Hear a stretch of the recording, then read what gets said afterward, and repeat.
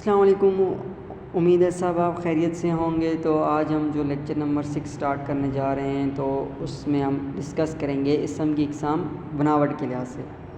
پچھلے لیکچر میں تو ہم نے اسم اور اس کی اقسام ڈسکس کی تھی کہ اس کی کتنی اقسام ہوتی ہیں، اور پھر اس کے آگے اس کی کتنی اقسام ہوتی ہیں، جیسے اس میں نکرہ تھا، اس میں معرفہ تھا، اس کی پھر اقسام ہم نے ڈسکس کی تھی۔ تو آج ہم جو ڈسکس کر رہے ہیں اسم کی اقسام بناوٹ کے لحاظ سے، یہ بناوٹ کے لحاظ سے، ٹھیک ہے۔ بناوٹ کے لحاظ سے اسم کی 3 اقسام ہوتی ہیں: جامد، اسم مصدر، اسم مشتق۔ جو سب سے پہلے ہمارا اسم جامد ہوتا ہے، یہ ایسا اسم ہوتا ہے جو خود کسی کلمے سے بنا نہیں ہوتا اور نہ ہی اس سے کوئی دوسرا کلمہ بنتا ہے، اس میں جامد یہ کہلائے گا۔ جیسے یہ کتاب میری ہے، وہ پہاڑ اونچا ہے، گلاس میز پر رکھ دو۔ اس میں کتاب، پہاڑ اور گلاس میز یہ جو ہے نا، یہ اس میں جامد ہیں، مطلب اس سے نہ پیچھے کوئی یہ کسی لفظ سے بنے ہوتے ہیں، نہ ان سے آگے کوئی اور لفظ بن سکتا ہے، یہ ایز اٹ از ہی رہتے ہیں، ٹھیک ہے۔ تو اس سے اور کوئی لفظ بھی نہیں بن سکتے۔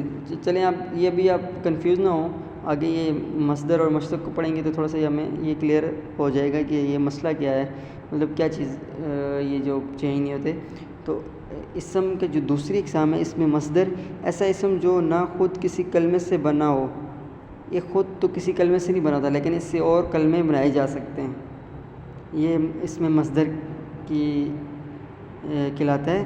اور اس کی علامت جو ہوتی ہے نا ہوتی ہے، جیسے کھانا، پینا، سونا، اس کے لازمی اینڈ میں نا آتا ہوگا۔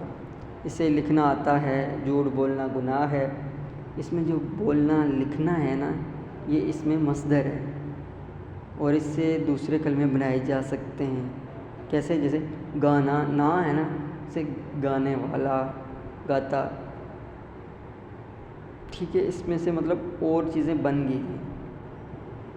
اب جو ہمارے پاس تیسری قسم ہے، اس میں مشتق۔ مشتق ایسا اسم جو مصدر سے بنا ہوا ہوتا ہے، اس میں مشتق کہلاتا ہے۔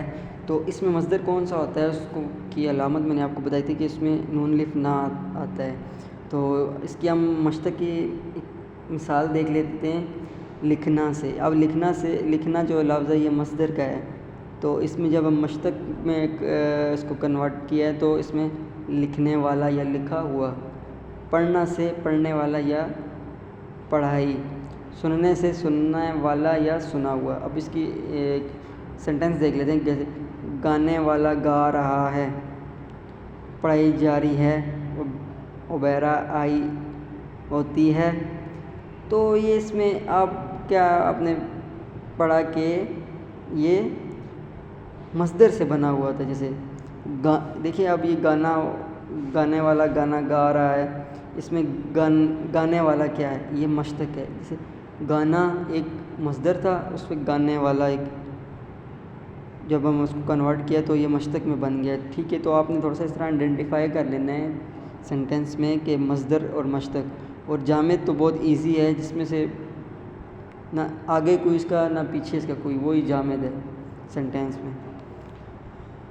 تو یہ پھر ہمارا آج کا ٹاپک ہوا ہے اسم کی اقسام بناوٹ کے لحاظ سے، یہ ہمارا آج کا ٹاپک کور ہو گیا ہے۔ تو انشاءاللہ نیکسٹ لیکچر میں ملیں گے۔